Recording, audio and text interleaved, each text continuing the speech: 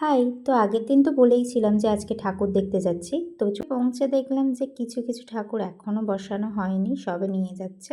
তারপরেও আমরা ভাবলাম না যে কটা আছে সেই কটাই দেখব। যেহেতু জগদ্ধাত্রী পুজোর মেন পুজোটা নবমীর দিন হয়, তো অষ্টমীর দিন বেশ ফাঁকা ফাঁকাই ছিল। যারা হাসিমনগর ঠাকুর দেখতে গিয়েছো তারা তো জানবেই এখানে ঠাকুর, মণ্ডপ সব খুব সুন্দরভাবে সাজানো হয়। এখান থেকে বেশ কিছু ফটো ভিডিও করে তারপরে বেরিয়ে গেলাম। সামনের দিকে গিয়ে দেখি প্রচুর দোকান। তারপর সেগুলো একটু দেখে সামনের দিকে গিয়ে দেখলাম যে এই মূর্তিটা, এটা এবছর প্রথম করেছে এরা, 25 ফুট উচ্চতার মূর্তি। তারপরে তার সামনে ফাংশন হচ্ছিল, ওখানে কিছুক্ষণ ফটো ভিডিও করে নিয়ে ভিতরের দিকে গিয়ে আরো সুন্দর সুন্দর কিছু ঠাকুর দেখলাম।